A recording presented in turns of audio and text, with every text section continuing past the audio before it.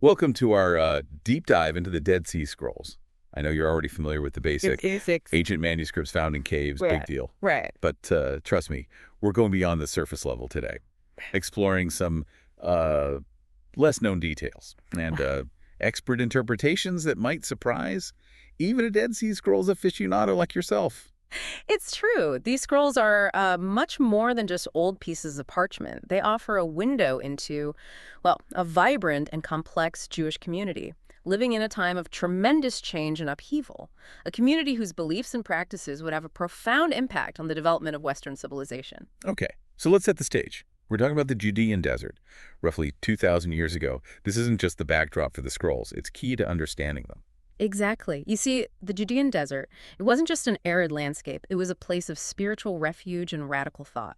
It was here that a Jewish sect known as the Essenes chose to live apart from mainstream society, creating a community dedicated to purity, ritual, and a unique interpretation of Scripture. Now, I've heard the Essenes described as everything, from apocalyptic prophets to proto-monks. What's the reality here? What made them so different? Well, their writings, many of which are preserved in the Dead Sea Scrolls, reveal a community deeply concerned with ritual purity and strict adherence to the law. They believed the Jerusalem temple priesthood had become corrupt and sought to create a pure community in the desert, awaiting the coming of the Messiah. And this messianic expectation, was it similar to what we see in early Christianity? It's a question that has intrigued scholars for decades. There are certainly some intriguing parallels. The Essenes emphasized communal living, practiced ritual baptism, and believed in a coming cosmic battle between good and evil.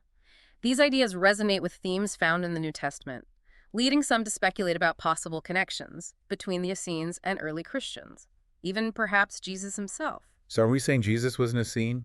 Not necessarily, but it's crucial to remember that the historical Jesus lived in a world teeming with diverse Jewish groups, each with its own interpretation of Scripture and messianic expectations. The Essenes were just one part of this vibrant tapestry, and their ideas likely influenced the development of early Christianity in profound ways. This is where it gets really interesting for me.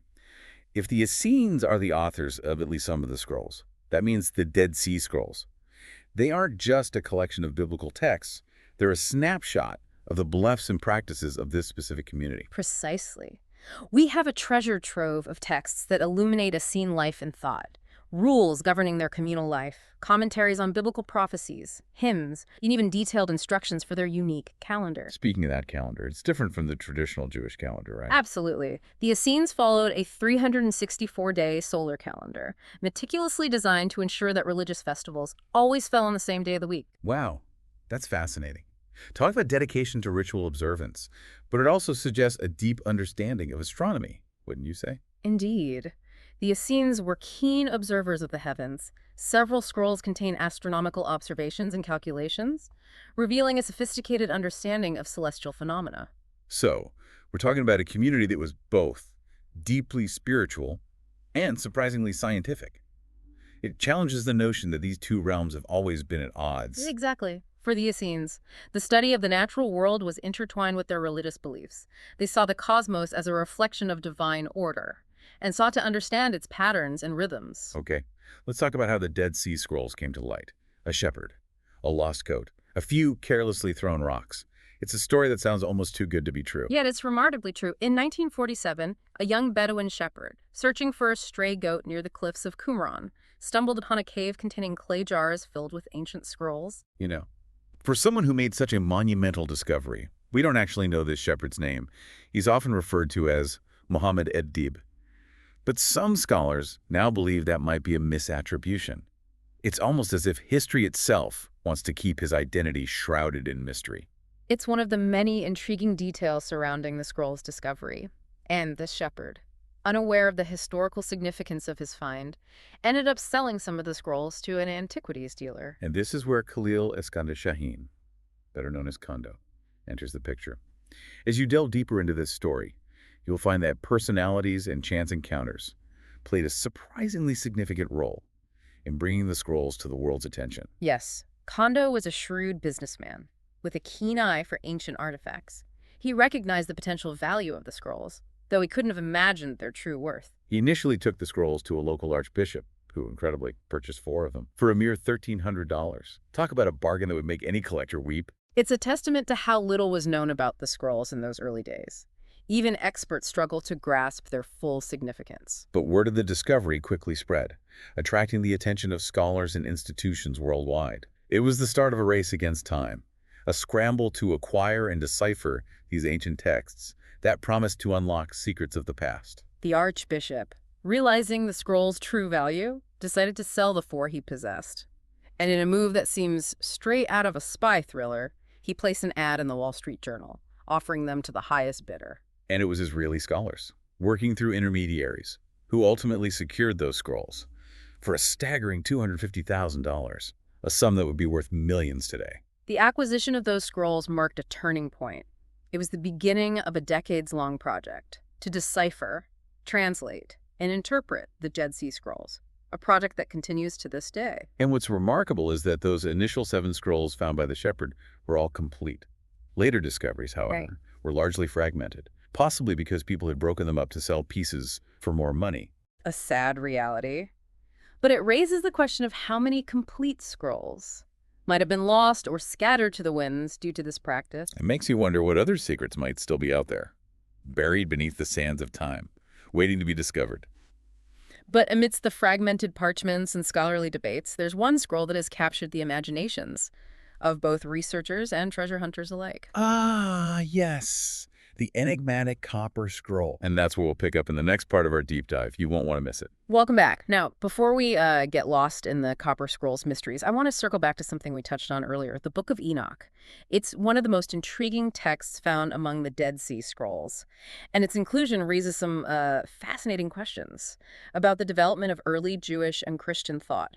You know, for a text that was considered apocryphal, meaning outside the official biblical canon, the Book of Enoch has had a surprisingly significant impact on art, literature, and even popular culture. It's this blend of history, mythology, and maybe even a touch of science fiction that makes it so compelling.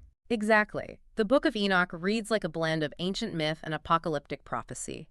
It tells the story of Enoch, a righteous man who is taken up to heaven, and given visions of the future, including the coming judgment of God. One of the most captivating sections is the tale of the Watchers.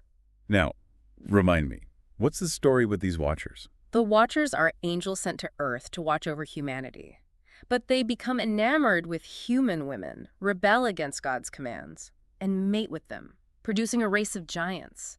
This act of disobedience sets off a chain of events that ultimately leads to the flood. It's a story that has resonated with people for centuries. You can see its influence in everything, Right. from medieval art to modern fantasy novels. And the fact that fragments of the Book of Enoch were found among the Dead Sea Scrolls tells us something important. It suggests that this text, which was later excluded from the biblical canon, was highly regarded by at least some Jewish communities in the centuries before the Common Era.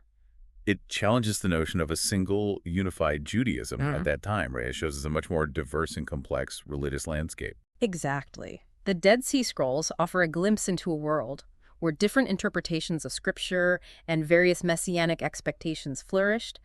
The Essenes, with their unique practices and beliefs, were just one part of this dynamic tapestry. And the story of the Watchers also raises fascinating questions about the nature of angels and their relationship with humanity. It's a theme that has captivated religious thinkers and artists for centuries. Indeed, from the towering angels of Renaissance paintings to the fallen angels of modern cinema, the idea of angels interacting with humans continues to fascinate and inspire, and the Book of Enoch provides one of the most detailed and evocative accounts of this ancient idea. Now, you mentioned earlier that the Book of Enoch contains some intriguing parallels with Sumerian mythology, specifically the tales of the Anunnaki gods. Could you elaborate on that? Certainly. Both the Watchers in Enoch and the Anunnaki in Sumerian mythology are depicted as powerful beings who descend from the heavens and interact with humans, often with unforeseen and sometimes disastrous consequences. These parallels have led some scholars to speculate about possible cultural exchange or shared mythological motifs between these ancient civilizations. It's mind-boggling to think about the potential connections and influences between cultures that were separated by vast distances in time. And it reminds us that the ancient world was a much more interconnected place than we often imagine. Ideas, stories, and beliefs traveled along trade routes and through cultural interactions, shaping the intellectual and spiritual landscape of the ancient Near East. Okay. Let's finally get to the Copper Scroll.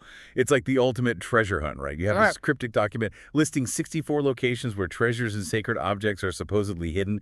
It sounds like something straight out of a Hollywood movie. It certainly captured the imagination of many. The Copper Scroll is unlike any other scroll found at Qumran. Instead of being written on parchment or papyrus, it's inscribed on thin sheets of copper, carefully hammered and joined together to form a continuous scroll. Now, copper wasn't exactly a cheap material back then, was it? Using it for a scroll suggests that the information it contained was considered extremely valuable. Absolutely. And the way it was written, using a unique Hebrew script and cryptic abbreviations, suggests an intention to keep the information hidden from prying eyes. So, what kind of treasures are we talking about? Gold, silver, jewels, lost artifacts. The scroll's descriptions are tantalizingly vague. It mentions things like vessels of gold, talents of silver, and even priestly garments. But the specific details of these treasures, as well as their locations, remain shrouded in mystery. And what about those locations? Has anyone been able to decipher the clues and find any of these hidden treasures? Despite decades of research and numerous attempts, no confirmed discoveries have been linked directly to the Copper Scroll. The descriptions are often cryptic, using obscure place names and measurements that are difficult to interpret. So, it's a puzzle that's still waiting to be solved. Precisely. The Copper Scroll continues to intrigue scholars, archaeologists, and treasure hunters alike. Some believe it might document the hiding places of temple treasures, hidden during the Roman siege of Jerusalem in 70 CE. Others suggest it might refer to a symbolic or spiritual treasure, rather than a literal one. It's a reminder that the Dead Sea Scrolls are not just historical documents. They're also sources of enduring mystery and speculation. But let's move beyond the allure of hidden treasures and delve into some of the other fascinating texts found among the scrolls. You mentioned earlier that they include a wide range of writings, reflecting the diverse interests and concerns of the community that produced them. Yes, the scrolls offer a remarkable glimpse into the intellectual and spiritual life of the Qumran community. Alongside biblical texts, we find commentaries on scripture, legal documents, hymns, prayers, and even astronomical observations. That's a library snapshot of their world, isn't it? Yeah. It allows us to see how they interpreted their faith, how they organized their lives, and even how they understood the cosmos. Exactly. And one of the most striking aspects of the scrolls is the emphasis on communal living and strict adherence to a set of rules. These rules, preserved in a text known as the Community Rule, detail everything from admission into the community to the penalties for various offenses. So it was a very structured and disciplined way of life, wouldn't you say? Indeed. The Essenes believed that by separating themselves from the world and living according to a strict code of conduct, they could purify themselves and prepare for the coming messianic age. And this dedication to purity extended to their language as well, right? Okay. You mentioned earlier that the scrolls are written in Hebrew, even though Aramaic was the common language spoken by most Jews at that time. Yes. The use of Hebrew in the scrolls is significant. It suggests a deliberate effort to preserve their religious and cultural heritage, a conscious choice to use the language of their sacred texts. It's a reminder that language is not just a tool for communication. It's also a powerful symbol of identity and belonging. Absolutely. And for the Essenes, Hebrew was more than just a language. It was a sacred tongue, a language imbued with divine power and meaning. This deep dive has already given me a new appreciation for the Dead Sea Scrolls. They're not just ancient texts. They're voices from the past, offering glimpses into a world that was both familiar and strangely different from our own. And the discoveries haven't stopped. New fragments continue to be found, adding to the puzzle and raising new questions. That's a perfect segue into our next part, where we'll discuss the ongoing discoveries, the challenges of authentication, and the use of cutting-edge technology to unlock the secrets of these ancient texts. We've talked about mysterious sects and hidden treasures and ancient prophecies, but here's something that might surprise you. The Dead Sea Scrolls are still making headlines today. That's right. Just a few years ago, in 2017, archaeologists announced the discovery of a 12th cave at Qumran, containing evidence of scroll storage, further adding to the intrigue surrounding this ancient site. You would think after all these years they would have found all the caves by now. It's a testament to the enduring power of these scrolls to surprise us. And this ongoing exploration brings new challenges, particularly when it comes to authentication. Yeah, you mentioned earlier that some scroll fragments in a museum collection turned out to be forgeries. What can you tell me about that? Well, in 2020, the Museum of the Bible made a shocking announcement. 16 scroll fragments they had acquired turned out to be sophisticated fakes. Oh, wow. I can only imagine the uproar that caused in the academic community. How did they figure it out? The forgeries were incredibly clever, using genuine ancient materials. But under microscopic analysis and advanced imaging techniques, inconsistencies began to emerge. The ink, for example, contained modern components that were cleverly disguised, but ultimately gave away the deception. It's a reminder that the world of antiquities is filled with both treasures and traps. Indeed, authentication is a crucial aspect of scholarship, and it often requires the collaboration of scientists, historians, and paleographers. Speaking of science, I'm really curious about those astronomical texts you mentioned earlier. What exactly did the Essenes know about the cosmos?